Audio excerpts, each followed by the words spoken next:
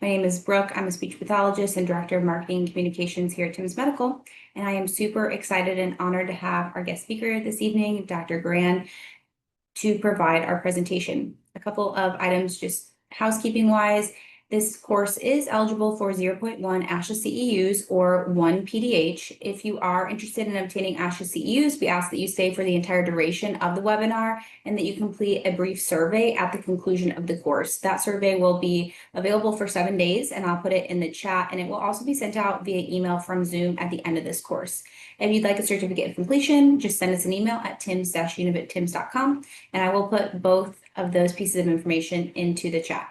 Finally, this webinar is going to be recorded and the replay will be up on the TIMS website within 24 to 48 hours. And Dr. Garand has been kind enough to provide us with a handout, which has been linked in the resources tab here in Zoom. But if you're not able to access it because you're on your phone, no worries. It will be uploaded to the TIMS website with that replay link.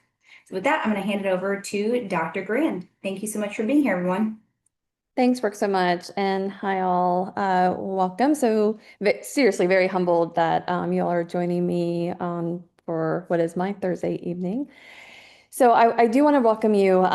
This topic is truly a passion of mine, not just, it really started with a clinical question and trying to understand when I'm was writing, my modified report saying, oh, well, I mean, but he's 78 years old. And I think that would be okay at that age, but not really having the strong evidence to back that up.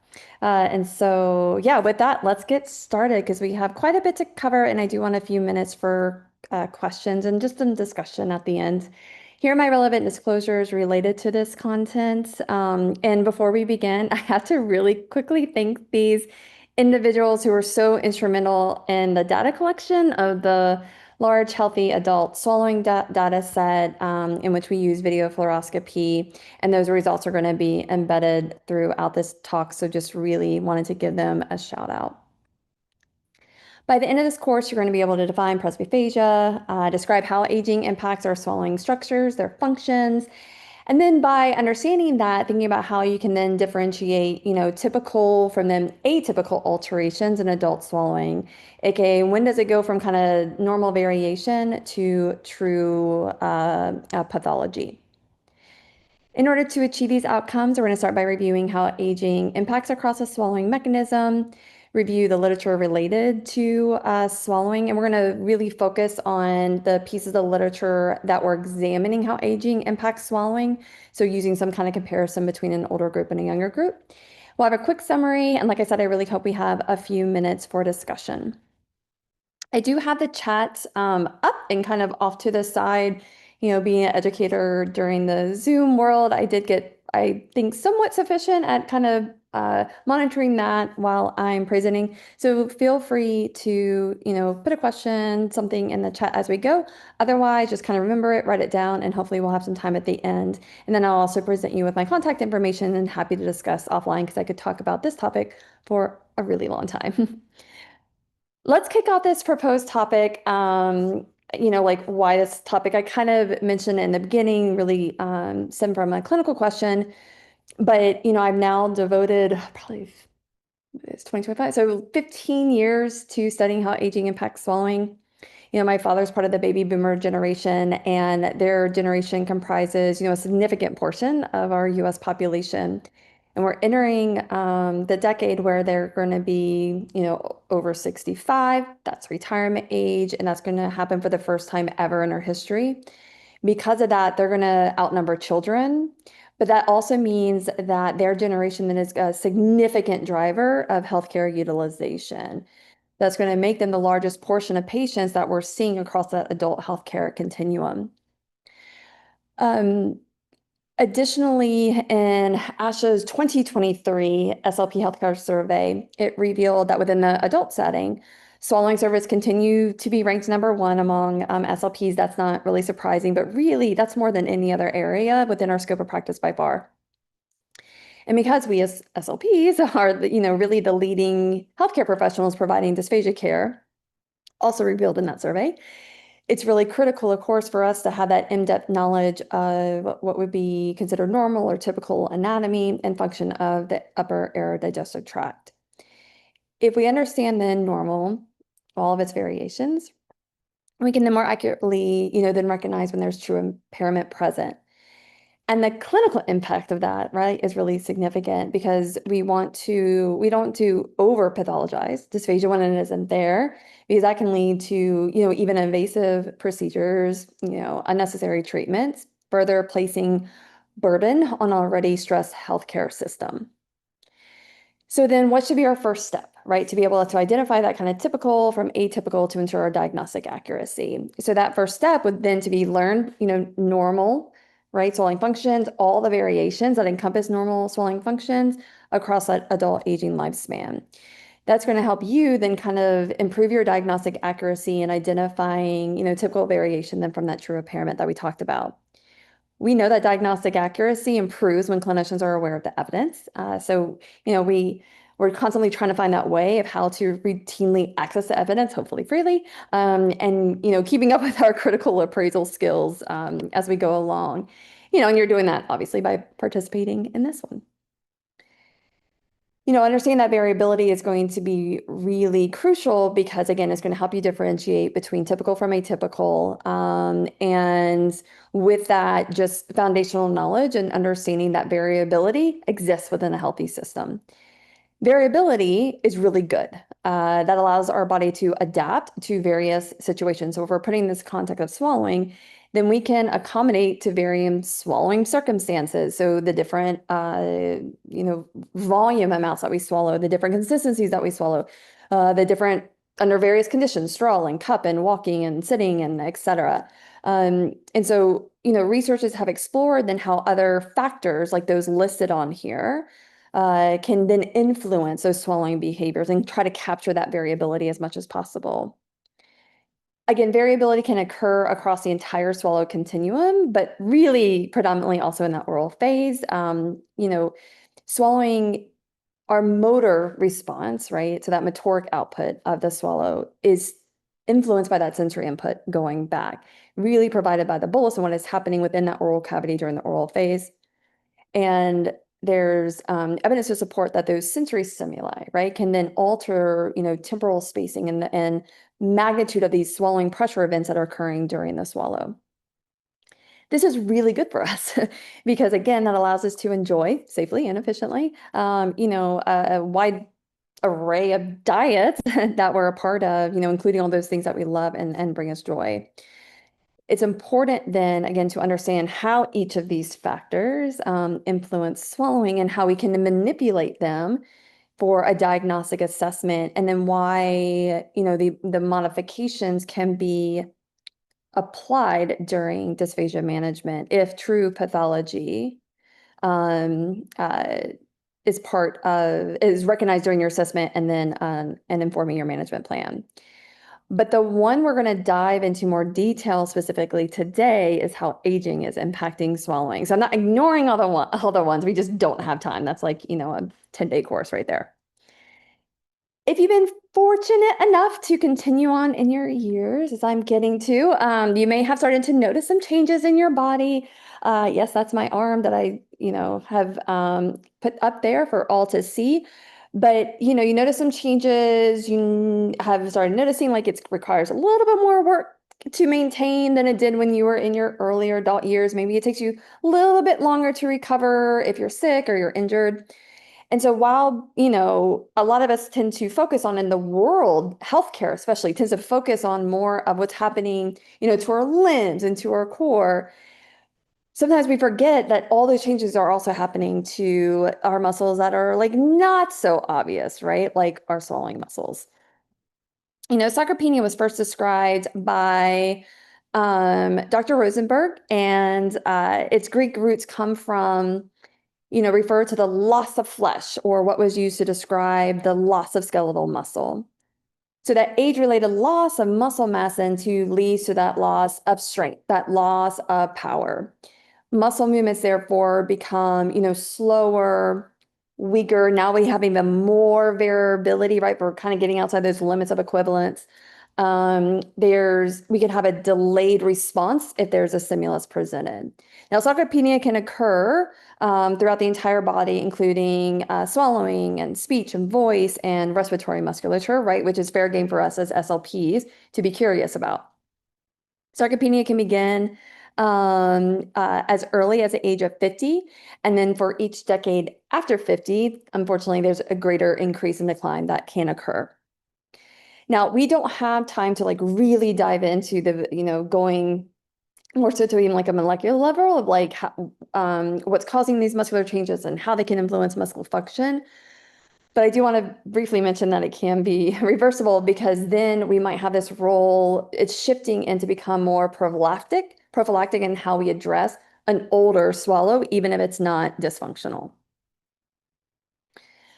Let's now talk about how these age-related changes impact swallowing function. So Logeman, now almost over 30 years ago, almost 40 years ago now, described, she kind of put these aging impacts on the swallowing mechanism and tiered it into kind of 3 tiers. That first tier is that primary effect, right? That's resulting from the actual aging process. We have these secondary effects that's happening because, the older we get, the more at risk we are for injury, age-related diseases to occur, upper limb dysfunction, loss of vision, et cetera. So we have and so that includes these sensory changes as well.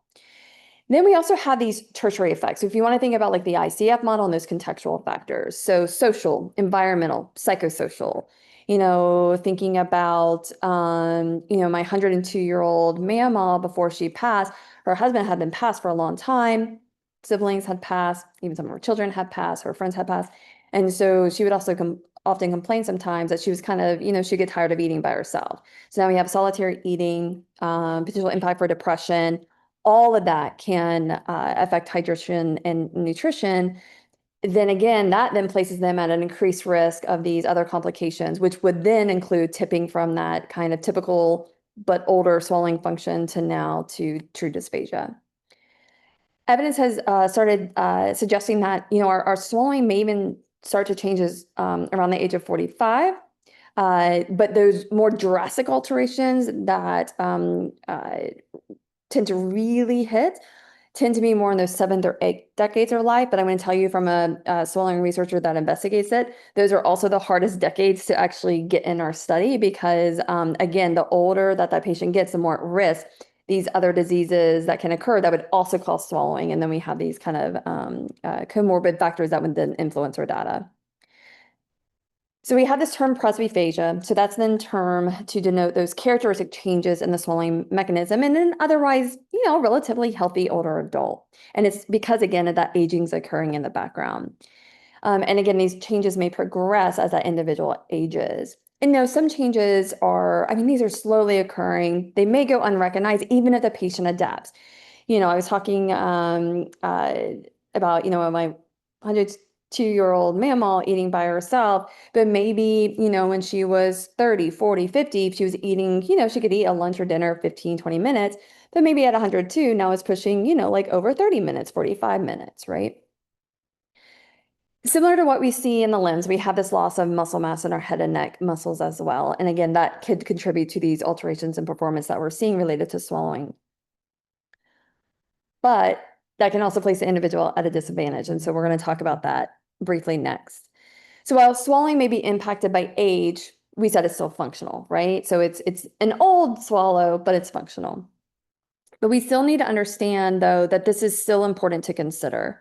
I just mentioned that, as we age, we're at greater risk for more acute illnesses, chronic diseases occurring, right? Also still in the background, that aging is occurring. When we have these age-related alterations in functioning, then we're going to be less able to adapt during these onsets of injury or illness because we have this reduced functional reserve. So what do I mean by functional reserve? Functional reserve is referring to that difference between what is needed to actually perform the task compared to what we actually are able to, or actually capable of performing. Because many of the tasks we do are performed at a suboptimal level, and that includes talking, eating, drinking. We know that the jaw strength, bite into, what did I have for dinner tonight? So had spaghetti for dinner tonight. So jaw strength needed to, chew through that spaghetti is far less what is capable of actually biting. So that little bit of extra in that difference, that's called functional reserve. But as we age, our functional reserve declines, right? And we call that homeostasis. So this is kind of, I want you to think about twofold. So as we age and these changes are happening, that means our ability to perform that task needs to increase, right? But we also, our maximum performance is also declining. So that space then for that functional reserve tends to get smaller. We have less functional reserve than should something happen like that acute illness, like that injury, like that chronic disease that's continuing to get worse. Now, when we're thinking about some age-related changes, we tend to compensate pretty well. Again, a lot of these are happening in the background, may not even be consciously aware of that, and it's happening really slowly.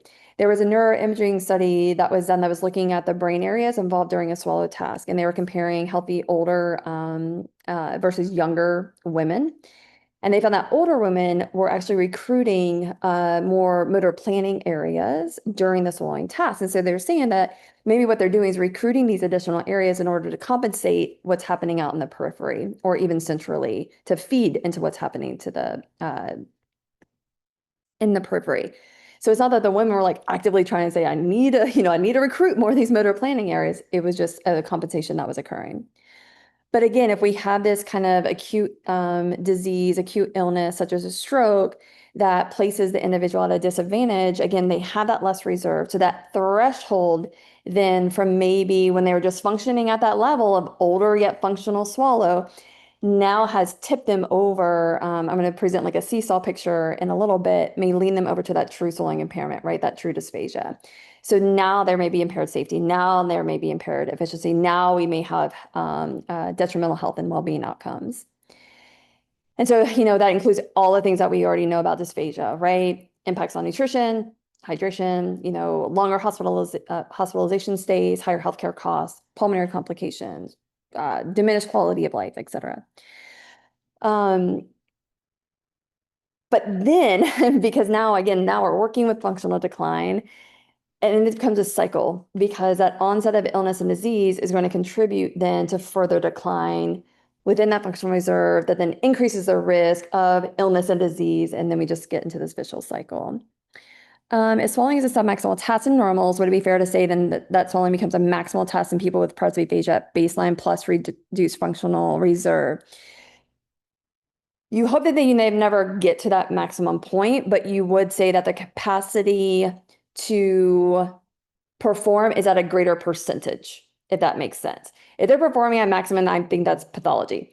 But what it is like, so say for swallowing pressures, if it was 70 is their max and they were swallowing at 35, that's 50%, right? But if they had to go up to 45, right, and that maximum's maybe down on a 70 level, so they're not at maximum, but that percentage, I can't do math right now, but that 45 of 70 is a lot higher than that 50%. And that's where it becomes an issue.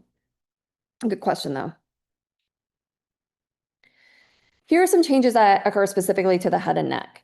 We have age-related muscle atrophy of our laryngeal tissues, and so you can see that in those older patients, presbyphagia, those kind of bowed vocal folds. We have loss of muscle mass in the pharyngeal muscle. So if you've ever seen a scan, including video fluoroscopy, where the pharynx just looks a little bit more dilated, could be because of that muscle loss to the pharyngeal muscles. Atrophy of the mastication muscles, atrophy of the lingual muscles. Fat can then infiltrate those tissues instead. Loss of teeth, that can affect mastications. And think about like if you're wearing dentures, if you have a full denture plate, that's masking sensation. And I had mentioned before that afferent information that's going back related to sensation, taste, and temperature, and bolus size, et cetera, that allows for us to have better control and transfer. And if we wear a full plate of dentures, we may be minimizing that. Altered salivary flow. A lot of our patients, especially our older patients, polypharmacy is very common, and a lot of those have our side effects that can influence salivary flow. We kind of talked about reduced sensation in the oral cavity, but we can also have that in the pharynx. So we may have more amounts of residue. We may, I had mentioned way back, we were talking about sarcopenia, is that we can have this need to have a greater stimulus in order for us to trigger that response. You can imagine if you had residue like in a 20-year-old, okay, maybe they can clear the swallow. They sense that they cleared the swallow, it's fine. But maybe it's only, this much residue. But for an older adult, maybe they need a little bit more residue before they actually initiate that clearing swallow. I mean, even on airway protection, there's been studies that we're looking at that older individuals just have to have that higher kind of threshold to induce that coughing. Structural changes are occurring. I mean, there can be an increased distance between the hyoid and the larynx. There can be, calcification that we can see, ossification of those tracheal laryngeal cartilages, formations of osteophytes, right, or those bone spurs along the cervical spine. All this can impact swallowing function. I'm going to actually not really go into detail with these slides. I think there's like 3 or 4 slides. I'm just going to do it very quickly. This is just meant to be like a quick summary, bullet point, kind of overview of how aging, if you look at all the evidence, what is it saying as we move through the swallowing continuum? So this is, focus on our oral domain, right? So breaks down how aging may impact physiologic components that we see within the oral phase, if you will, with some of them showing like, I don't know, some of this evidence shows this, some of this evidence shows this. And then this is a quick summary of how aging impacts in those events within the pharyngeal phase, right? And that's going to include protection of our airway before, during, and after that swallow. Again, some disagreement on some of the events. This is a summary of the alterations in esophageal function. Kind of similar if you were to take like a take home really quick across the entire swallowing continuum, it typically means that like moving more slowly, and as we're moving that bullets, it can be with reduced pressures. And that's very similar to also what's happening during the esophageal phase. Now, again, we typically think of like, okay, esophageal, that's GI, but I hope a lot of us are aware now that what's happening downstream can affect what's happening upstream. So there was a study that was looking at patients that had documented poor upper esophageal sphincter function, and they actually found that the patients were almost compensating with these increased pharyngeal pressures. And so one reason of that may be due to that kind of smooth muscle thickening that's happening in the esophagus as it's transitioning from skeletal to smooth. We have this reduction in amplitude of contractions. And then upstream, we're trying to compensate because we anticipate that may actually be occurring. So cervical spinal changes. And so our natural curvature of our spine, so cervical, and then we have 2 different kind of spinal curvatures as you move down, and those can become more pronounced as we age as well. And then that can displace some of our swallowing structures. Absolutely. Lastly, we should consider, changes to the respiratory system. We know respiratory and swallow systems are intimately connected. They share the same structures of the head and neck for different functions. And we interrupt that breathing cycle in order for us to swallow. Aging then can, of course, affect the pulmonary system. Again, we have weakening of the musculature. Kind of similar, may need to be that increased stimuli to elicit that cough reflex.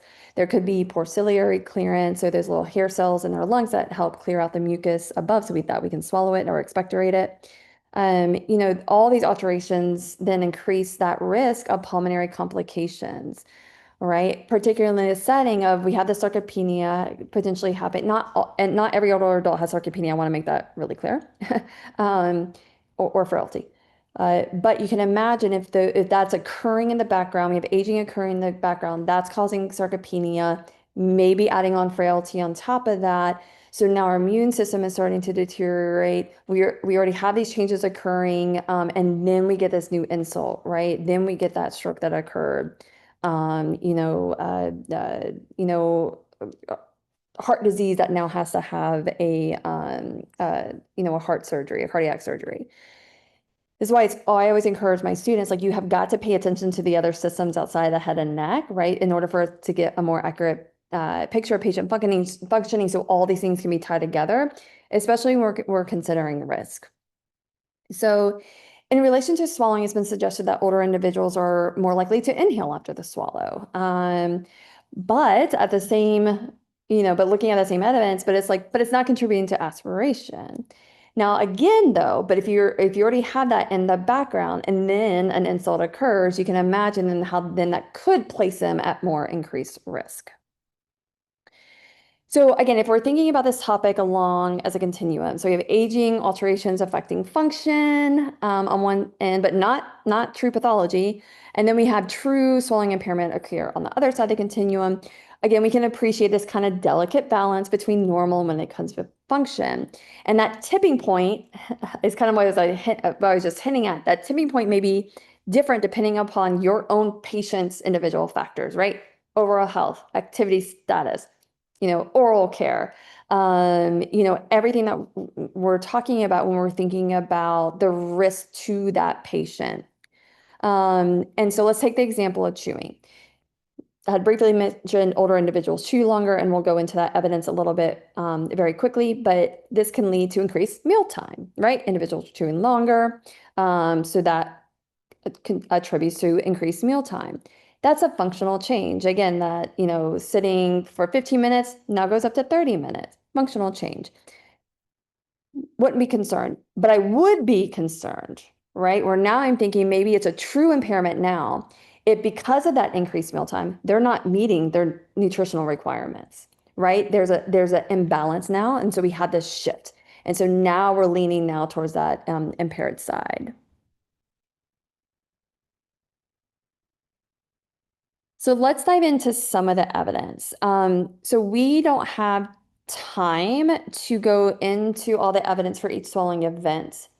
And with all the bias in the world, and I know this, I'm going to focus on events that my lab has directly contributed to the evidence for, along with the other studies that have also looked at that same topic. Okay, so I'm not ignoring them, but I'm just also just want to highlight, because a lot of these were like my student-led work, so you're going to see all their pictures throughout this topic, and I'm just super proud of them. So okay. So again, it's not every single article that's ever been published on this topic, because it had to be an article that was truly comparing the impact of age. Okay, so that had to have a continuum of an age range. I also report other findings. If they were looking at viscosity, if they're looking at volume, that's also reported in the tables, but I'm only going to comment directly on the aging one just due to time. At least I see your question. Okay, so what do you think is the underlying mechanism for more PES obstruction, CP bars in the older populations? Yeah, those hypertrophies that we can see. Do you think it may be related to pharyngoesophageal interrelationships, more downstream changes with aging? Yeah, so typically if we start seeing those CP bars, which for some of us is just an incidental finding, right? In my healthy study, we definitely saw CP bars. It wasn't that common, but I mean, we did see them. And so then you're thinking about this hypertrophy happening, or that thickening that's happening, or this inability to truly relax, right? And so I think if we're talking about when you're thinking about the pressures that are contributing, one thing that we can think about, if you have a blockage downstream, that upstream is going to try to create more pressures above it in order to help push everything through. And then what we could see then is, these increased pressures would then cause potentially like a pseudodiverticulum, right? So sometimes when we see a pseudodiverticulum, that's being created because of these increased pressures in the on the pharyngeal wall, right? So we start to have some weakening actually happening. So I think it is really useful to find is like, what is causing that kind of downstream obstruction? Is that something that could be medically managed, surgically managed, behaviorally managed? But it's also a good idea to think about how your behavioral influence, if you're going to alter pharyngeal swallowing physiology, may then further contribute to, unfortunately, worsening this kind of maladaptive response that the body is doing. And so I think it's one of those things, when I'm trying to teach students, they're so fixated on going like, what is the lips doing? What is the tongue doing? What is that doing? But kind of forgetting that these are all interrelated, and you kind of have to look at the big picture. It's fine to like do that as you're learning, but taking a step back and be like, how is this all related? And then taking a step back even further and being like, how is this related to my patient? Let's start with how people are holding like a bolus in their mouth. So a lot of us will do cued swallows.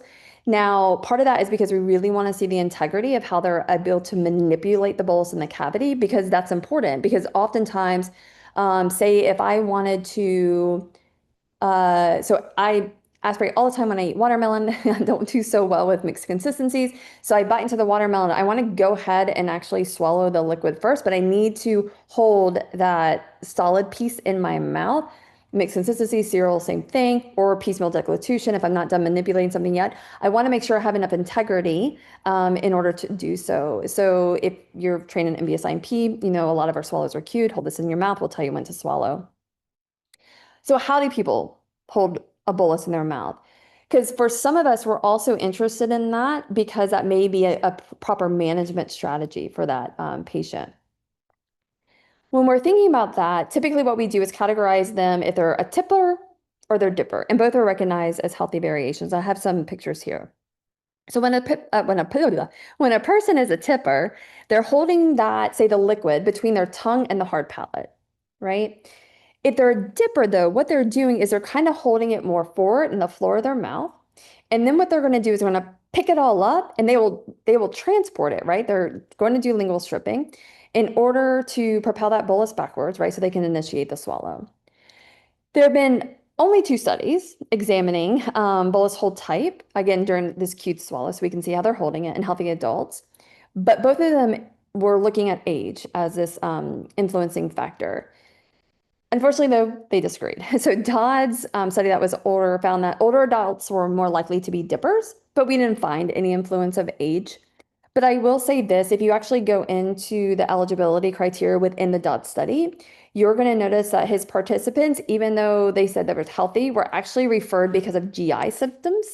And that was something like you weren't allowed to be in our study if you had anything like that. So just again, kind of something to consider always when you're thinking about how does this match my patient? Are there similarities or are there differences? And then think about how that may have influenced the report of their study findings. But the hallmark of this, like why I want to have this conversation is like, but when can it be abnormal? What are those red flags? When do you notice that seesaw now tipping, heading into the direction of, oh, I think we have a problem here? With a dipper, if they fail to collect that entire bolus, that could be a concern.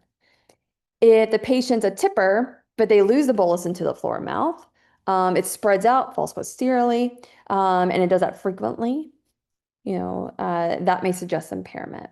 So again, always want to think about like, okay, so when I'm thinking about what could be normal versus not, those could be potentially some red flags, if you will. Let's go into mastication. So here's some of the evidence that I found. I'm going to say again, because I want this to be clear, there's a lot more evidence. So it's not that I'm ignoring certain labs or certain authors. It's just that I only captured evidence that truly was examining age as a factor. So they had to have a comparison, right, between these kind of older individuals and younger individuals. When you see the term mastication cycle, what that's referring to is how many times were they opening, closing, doing that power stroke and open again. And I kind of show you how we defined it in our study. Most of the evidence is suggesting like, as you get older, you have more mastication cycles, right? You also see some evidence that they may have longer durations as well, right? And that can make sense that they're having more cycles. That longer duration could be because they have weakened musculature, but it could also be loss of teeth, that is taking them a little bit more to manipulate that bolus appropriate so they feel safe swallowing it. Now, so you can imagine then this kind of aging effect just in what's happening with the masticatory muscles, but also the lingual muscles, right? We can't ignore that the tongue is also heavily involved in preparing a bolus. But if they also have that in the setting of loss of dentition, right, or poor dentition, that can even contribute to further altering that performance, right? So we have this exacerbation that's happening. A great take home that I hope that you are going to immediately notice as we move through these slides, there is so much variability in healthies, in young and old. So we have wide variability in mastication, both in cycles, both in duration. And you're just going to notice if you look in the literature, you're just going to see wide variability in distance measurements, timing measurements in healthy studies. That's why sometimes when they'll be like, okay, but what would be that cutoff or, this number of milliseconds, we're like, I really don't know. There's not really a hard cutoff because that variability is so wide. And again, would a dipper be MBSIMP component? For component 2 is bolus hold. for those who aren't familiar with the MBS terminology. So no. So one of the rules is if you look in the handbook, this is one of those scoring nuances, right? But this is a fantastic question. So you would actually not. If they are in a true dipper position from the outset, and they scoop that bolus up in order to now head on to component 4 lingual transport, you would score them as 0 because that's not an impairment because a dipper is not an impairment. If they were a tipper and you see loss of bolus then go into the floor of mouth, correct, that is loss into the floor of the mouth. So you have to answer kind of 2 questions then. When they put the bolus into the mouth, did they immediately go into the dipper position? And if so, were they able to successfully collect it in order for transport? If you answered that for yes, for both, so yes, dipper from the outset, yes, they were able to collect the bolus cohesively and able to transport it, then that would be a 0 for that score. That's a really good question. That's one of those like nuances. And that was also so fun about doing this study is these constant conversations about, these scoring nuances in the MBS IMP. And that included lingual transport, actually. So how many times are you allowed to rock before it's true impairment? Okay, just some more studies. Again, there was a nice study that was looking at the severity of tooth loss. And they commented that the more severe the tooth loss, the less likely older adults then would be able to meet their daily nutritional requirement. So I think there's still quite a bit of work that maybe needs to be shared with us, or we need to start doing better investigation in the dental literature about the influence of dentition on mastication. So I talked about variability, and I love showing these 2 videos because they highlight it so well. So healthy study, very similar in age. On the left, my left, 62-year-old male. Let's play that for you. Do you want a cookie? Right, few cycles, less than 5 seconds. I think it was like 4 point something seconds, and he swallows. 61-year-old females on your right, so only 1 year apart. Okay, same bolus task. Everything was standardized, but look at this difference already.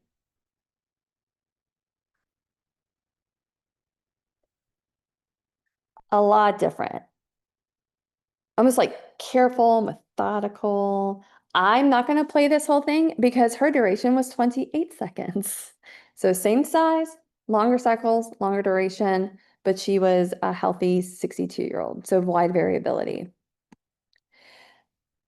Okay, some key takeaway points then. We know older individuals are going to chew longer, they're going to chew more. That can be exacerbated though in these other settings. So loss of dentition, dentition is poor, there's lingual involvement, etc. So slowing doesn't always mean disordered per se. So when could it be abnormal?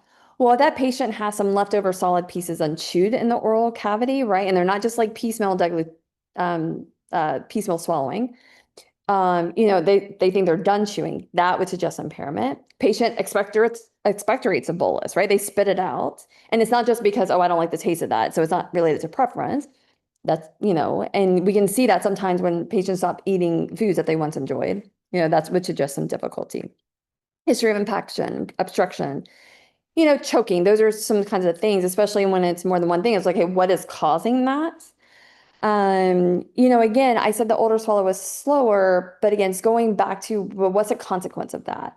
Again, if that meal time is now taking 60 minutes, 90 minutes, and they are not consuming their appropriate nutrition for their kind of daily requirements, and to me, that's a pathology. Can I tell you what that threshold is? Is it 15 minutes, 30 minutes, 35 minutes? I can't. This is why those wonderful conversations with the dietitians can kind of really help map, making sure that even if they're going up to 30 minutes, 35 minutes, making sure that what they're able to consume during that time is giving them the nutrition and hydration that they need. Initiation of pharyngeal swallow, everybody's favorite topic. The 2 studies that are included on this slide, including the one from our lab, showed variability, bolus location. Where was a bolus at the time the swallow was triggered? We also did not find that age was an influential factor. But these 2 studies, though, did find an age effect. They found that the bolus location tended to be deeper in the pharynx, right? So more likely to be past that ramus of the mandible, past the fossa pillars, and for those older adults. Again, I want to stress this though, that all of these studies, even if they did find this kind of age effect, really talked about the high variability of that bullous head. So here's an example of a 64-year-old male. He's going to take a liquid cup sip. You're actually going to see, we were talking about component 2, but you're going to see posterior loss. He'll initiate, so that bolus is going to go over the back of the tongue. You're going to see him initiate that lingual transport. Pharyngeal swallow is initiated actually when the bolus hits the pure forms, but his swallow will be safe. There's that loss. Pure forms, initiate swallow, no airway invasion, good clearance. So it's putting everything together. Vanessa, do you know of any research about caloric intake versus energy expenditure on mastication? Ooh, I do not, but I'd be really interested to see that. Like what's the output versus the input and how many cycles influences that? Yeah, that's a good one. Let me know if you find anything. If the bolus is entering deeper into the pharynx, like the video I just showed you, that doesn't necessarily constitute impairment, right? We just talked about all the evidence was showing extreme variability depending upon what was being swallowed. But protected the airway, right? All these other mechanics are also functional. So if all that looks good, then to me, that's functional. I'm not going to do anything. But one way, another, I guess one way to say this is like, no one component of swallowing should be the only component to focus on, right? So you would only focus on pharyngeal swallow onset. You're still putting that with your impressions within the context of all these swallowing components, right? And again, there's considerations for that particular individual. Now, I become more concerned when those other mechanics are perturbed, right? Or that loss or that delay in triggering the swallow is contributing to, say, aspiration occurring, right? I'd also be more cautious about, so if we're talking about initiating at the level of the pure forms, again, we saw that in our work on the thinner liquids, especially on sequential swallows. But if I see that, like, you know, something really thick like a pudding does initiate to the pure forms, that gives me a little bit more pause because that's really not common in any of the studies that we were looking at with these thicker consistencies. The other thing is the term delay. And so I don't want to go into like what actually constitutes posterior loss versus like a true delay. But I will say, you know, and he actually almost did that. So, you know, you see the bolus goes into the pharynx, it kind of rests there for a little bit and then it triggers. Unfortunately, there's no like true cutoff that I can give you. Like if you timed it and it's above like 500 milliseconds, then that constitutes a delay. We don't know. But so again, this is where it kind of makes, again, putting in the context of all these other mechanical events, safety events, efficiency events that are also occurring along with this one swallow. I mean, it could be normal if penetration airway is observed. Ooh, save that because we have a whole thing on airway invasion and penetration aspiration scores. So save that. Just going to jump into respiratory swallowing pattern real quick here, just because we just talked about pharyngeal onset, and then we know that breathing is interrupted by the swallow. What does the literature tell us? Exhalation, bracketing that swallow. So exhale, swallow, exhale is the most common. Dr. Martin Harris, back in her study, so these are adults like so kind of 65 years and older. They were more likely to demonstrate kind of this like maybe optimal patterning. But other studies didn't find those same findings. So 2 studies found that they still were demonstrating kind of this optimal patterning and that there's no age impact. The 2 other studies said they were more likely to demonstrate a non-optimal patterning. So inconclusive. But again, I would put this in the context maybe of what was being swallowed and how does it impact safety and efficiency. So here is some work we did, and this is published. We were comparing, so we had our ALS patients, and for each patient, we were matching them same age, same sex, so trying to control for as many variables as possible. And the ALSers couldn't have anything else except ALS, right? So if there were swallowing changes, that was the reason why. And so you can see, though, compared to this disease population, that the ALS patients were at significantly higher rates for having this non-optimal patterns, even when the healthy individuals were also showing non-patternings. So I think that's also, again, putting in the context of like, but how does it compare to these patient populations that we're seeing? What is that threshold of when we're leaning now more towards that impairment? How does it relate to these other events that are happening? So as a bolus enters the pharynx, right? So you transport it back, it's going to enter the oropharynx. It kind of typically channels around the area of epiglottic folds, right? That's going to pull it down. I kind of highlighted in red. Make sure it goes around those lateral channels, like a slide right into that esophagus, so that now should be open, allowing that bolus to come through. Two studies have looked at what we call laterality. So how is that bolus traveling? This is why AP view is so important. And then luckily, both of them also looked at age. So the majority of the swallows demonstrated no laterality. The bolus kind of was, kind of almost, divided in half, if you will, kind of went down both right and left sides. One study did find that older males tended to demonstrate laterality, meaning like it consistently kind of went to one slide.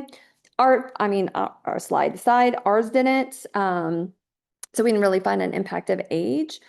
So when could it be abnormal? When there's a structural anomaly. So I'm going to highlight that with this case right here. You may have already noticed something's there that shouldn't belong. So you're going to see him have laterality. And the reason why is because he has a big old, cancerous mass on the base of a tongue, okay?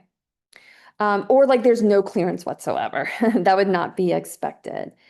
So you may be asking yourself like, wait a minute, Kendra, why would males maybe demonstrate more laterality? Well, there's been talks about the aging changes that can happen.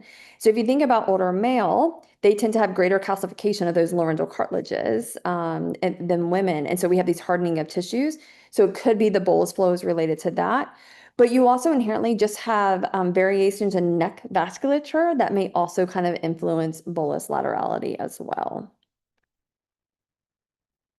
Okay, let's talk about laryngeal vestibular closure, right? That's our primary defense for airway protection. We have other things happening, but laryngeal vestibular closure is, a critical one. So if anything goes awry, right, this can contribute to airway invasion.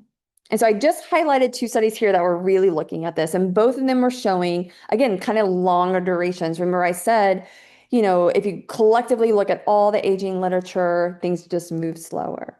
That could be compensation, right? Age-related changes to these swallowing mechanics. Things move slower, durations take longer. But again, it's still putting in the context of, but are they able to move the bolus throughout, right? So there's no impact on safety. There's no impact on efficiency. There's no impact putting them on like some perturbed respiratory swallow patterning.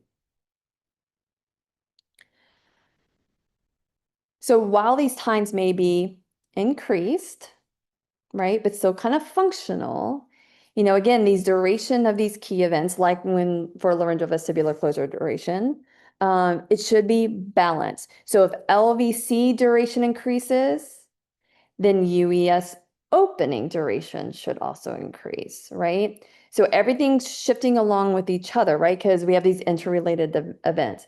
So if there's an imbalance, now we're leaning towards that pathological change.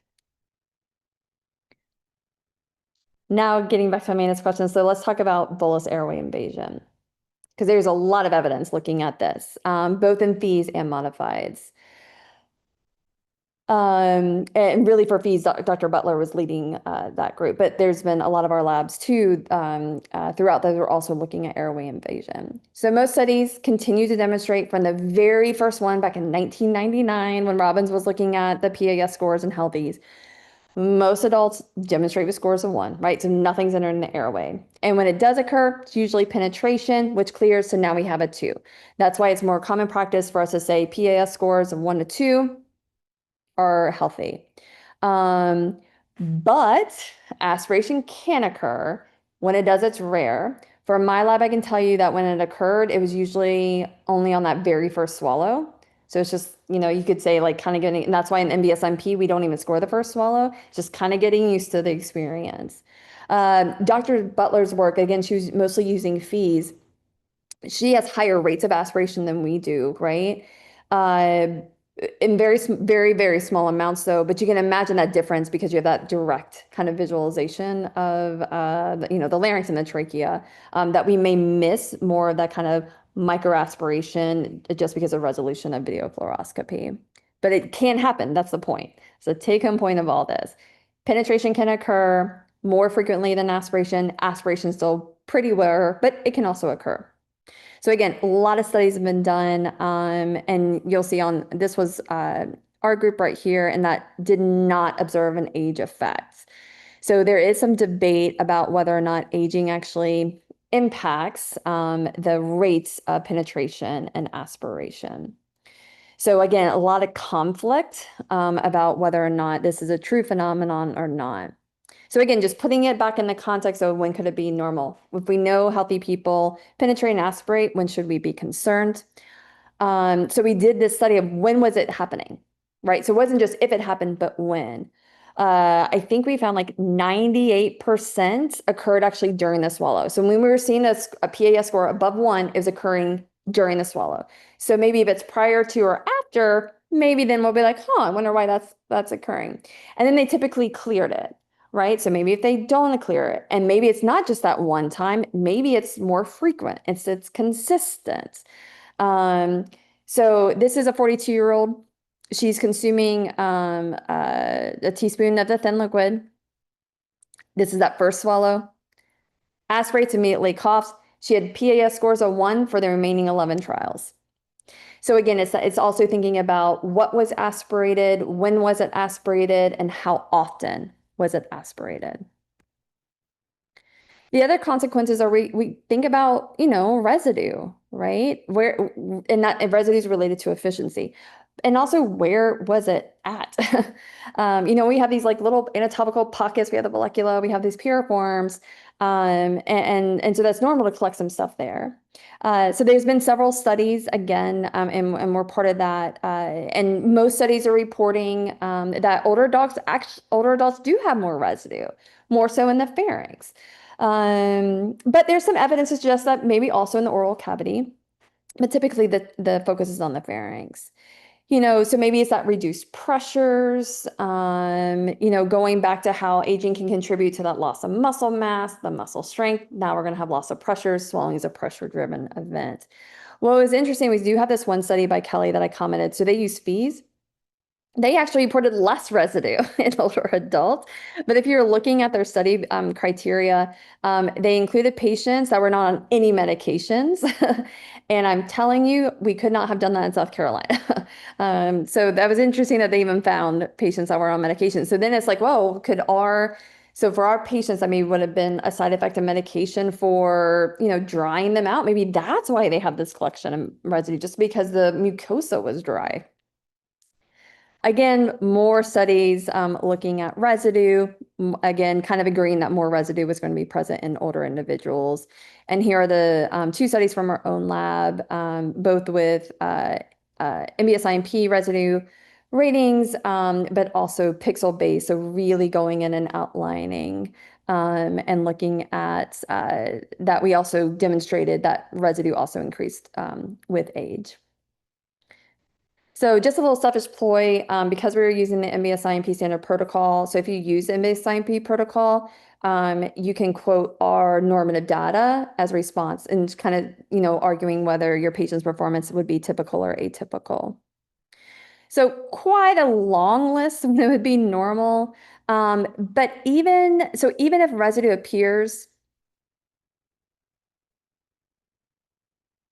like that, the patient sensed that on his own and initiated a clearing swallow. That's a 42-year-old healthy male. So that's what we would want to look for. So take that step back, see what the patient is going to do on their own. Because if they sense that material, initiates that clearing swallow, that's effective, hey, that's a win for me, right? So if they don't initiate or that residue keeps building, right? Because then now we're worried, okay, now we could potentially have a safety issue. Also, where is it, right? Because we talked about we have these kind of anatomical pockets, but but if it's along like the posterior pharyngeal wall, along the area epiglottic folds, now I'm kind of like, what's contributing to that being there? And we always want to think about when we're thinking about with efficiency or residue, what contributes to that? Was that molecular residue because of poor tongue-and-base contact against the pharyngeal wall? Was that piriform sinus residue because the UES closed too early? What's that consequence? So it's not just enough to, think about like reporting its presence, but again, dig deeper into why it's there, especially if you're thinking about how are you going to target it. So the take-home point, though, is that the majority of evidence shows older adults have more residue. And a lot of these studies that were looking at residue also investigated the effects on airway invasion as well. And so in these kind of healthy studies, that even though the older adults tended to have more residue, there was no relationship with them having then higher rates of, say, aspiration. All right, esophageal transit time. So last one. Okay. 2 studies have examined esophageal transit time, looking at the impact of age. So Dr. Miles and her colleagues observed that ETTs were longer in older adults. We did not confirm this finding in our lab, but we used different bolus types. So we can't really aggregate our data to see. But again, these are normative data that you could actually employ into your report when discussing your own patient's performance. So when can it be abnormal? Both studies talked about that there could potentially be some retrograde flow, and then hopefully that eventually clears. If it's going all the way up, right, then now we're thinking, okay, maybe you need to go see some GI. Maybe there's some esophageal dysfunction happening. If you see a structural anomaly within the esophagus, maybe they have esophageal mass. Of course, that would be very concerning. I think it just also speaks though to the point of like why these kind of looking at the esophageal clearance in the upright position should really be a part of our studies. All right, all that being said, I know that was a lot of information, so let's kind of bring it all back together. As we grow older, we're going to have this loss of muscle mass and strength that can result from aging, known as sarcopenia. Older adults have been demonstrated, like we've been talking about for the past hour, they have alterations in their swallowing function attributed to aging. That medical term is known as presbyphagia. Presbyphagia doesn't have to equate to disordered swallowing. It's important then to recognize that not do we just have typical variability even in our younger adults, but we also have variability in our older adults. And so that's just as important to recognize as to when to recognize when something is disordered. While evidence can be kind of contradictory about some of the swallowing changes that result from aging alone, again, to pay close attention to some things that can influence these findings, that can influence your patient's performance, dentition, medications. What ages were included in that study, and what age is my patient? So how does this discussion relate to clinical practice? Variability can be a good motor response. It allows us to adapt as those demands change. Mulford really talks about this and really and highlighting that there is intrinsic variability of the swallowing mechanism, and that's good. So while we recognize that age-related changes don't necessarily mean pathology, those changes again can make us more vulnerable. We are the primary professionals assessing dysphagia, managing it if it's present. The evidence contributing to what we can identify as typical and functional, as that grows, as we have more access to that, then we can more accurately recognize that true impairment. So, when does something become, altered, variable, functional, to true pathology? Because our expertise in swallowing and allowing us to differentiate this kind of typical versus atypical, our role then should be to include patients, but other healthcare providers about these healthy variations that can occur even in the natural setting of aging. Here I provided some references. So if you use NBS-IMP, these are the work. So these are that large sample of healthy individuals. So what we do is I put this into my reports. And that way you can have some normative data. It's also great for when I'm documenting intervention changes and saying, like, look how closer they are to this normal range that we can anticipate. Just some additional citations from studies, not comprehensive, sorry. More amazing resources that are out there looking at normal swallowing. So I do want to thank Brooke. I realize I ran out of time. I'm sorry. And the rest of the team at Tim's for this opportunity to be with you all tonight. I'm fine to stay on for a couple of minutes for questions. But I've also provided my email address as well for some ongoing offline discussion too. Yeah, if you want to take a couple of questions, that would be Yeah. great. And just quick wrapping up, as far as ASHA CEU goes, for those who might have missed it, you do need to complete a quick survey. I put the link in the chat, but it'll also be sent out via email from Zoom. So just complete that within 7 days, and then I will put the recording of this webinar up on the TIMS website within 48 hours, as well as the handout. Thanks, Brooke. Okay, yeah. So I think I left off with Craig, so I'll go to that one. So questions: how do we educate referring providers and our SLP colleagues who tend to lean more restrictive and more impairment than holistically based? So yeah, so I think if you're talking about that they may be a little bit more conservative or maybe over pathologizing, is this would be a great time if you already have rounds, be like, oh, I attended this rounds, and like here's the handout that was provided, and I want to talk about this more with you. And then again, integrating this kind of information in your report, having those opportunities for those discussions, especially with the other healthcare team members. This is where we get kind of in a danger zone where people are inconsistent in their facility, right? Because then, that potentially creates a mistrust, not just to the patients, but also the providers, because it's kind of like, who do we trust? So I think it's just that ongoing education, allowing for opportunities to learn from each other. I know that's not like the easiest answer, but, and I'm happy to discuss that more offline. I've gotten that question before.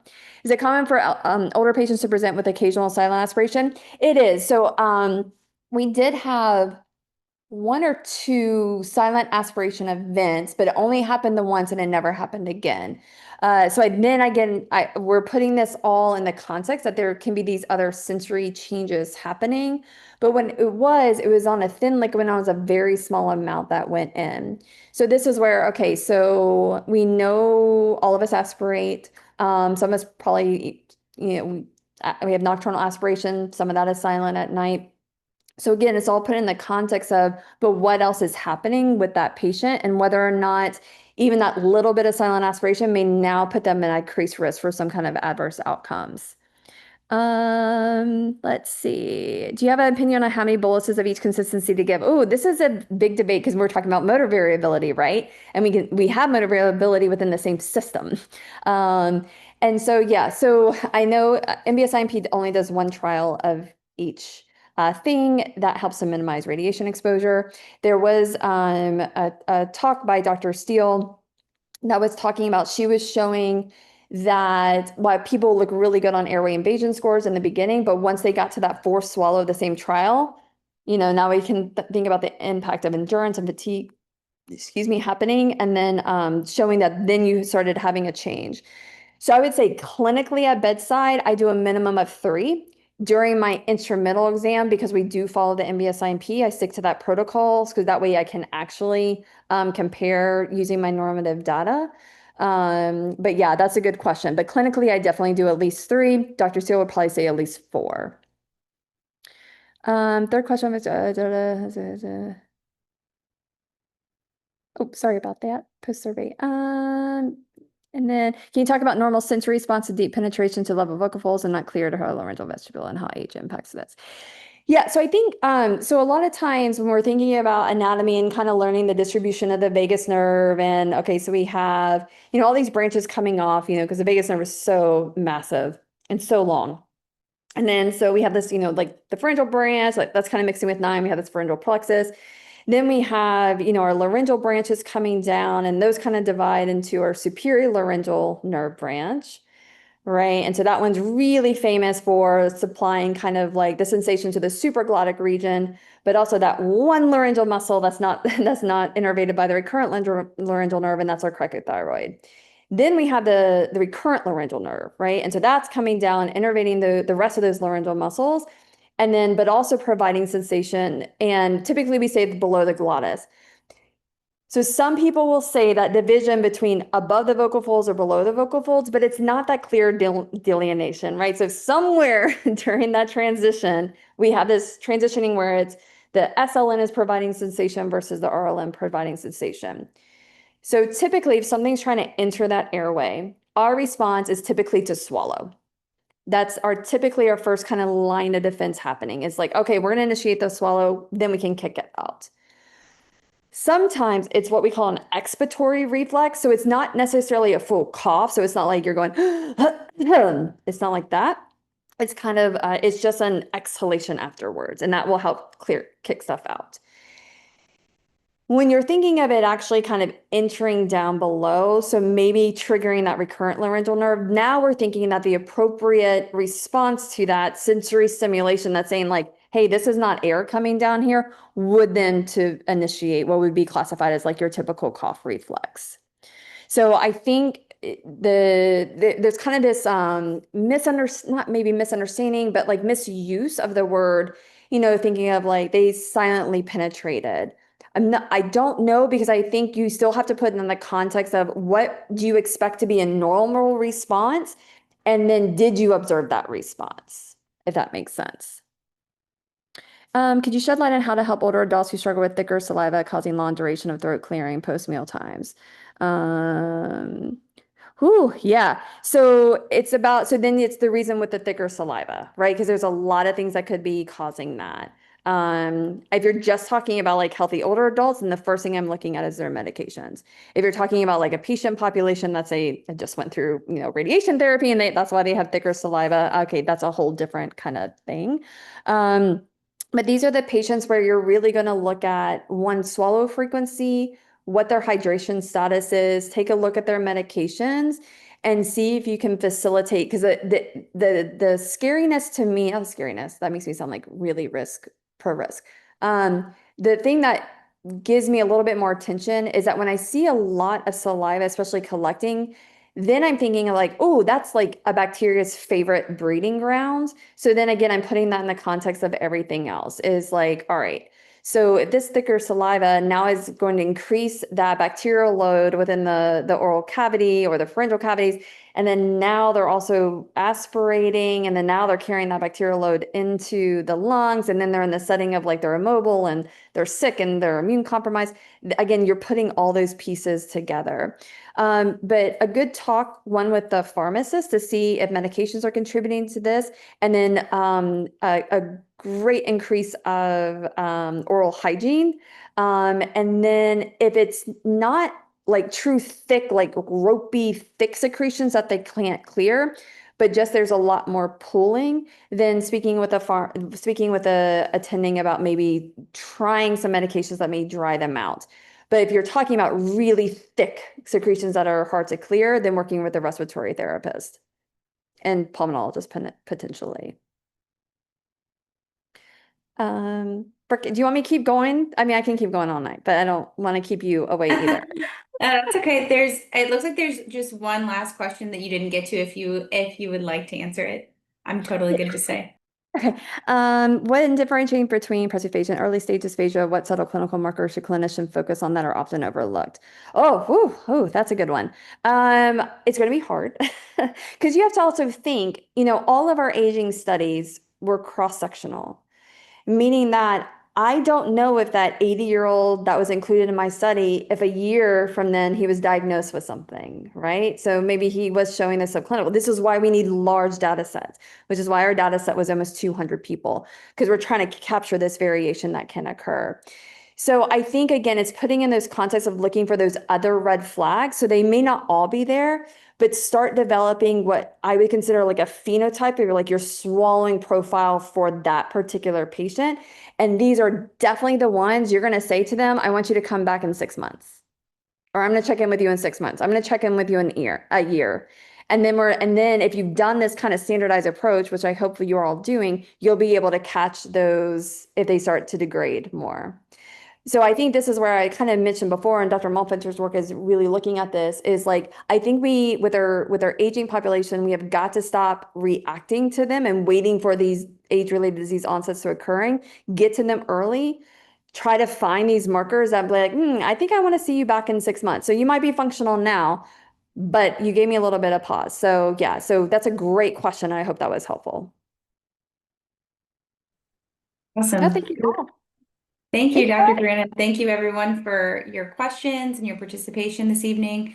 Like I said, just complete the survey if you would like ASHA CUs, and if you would like a certificate, just send us an email at tims-univ@tims.com, and the replay will be up within 48 hours. Thank you all so much and have a great night.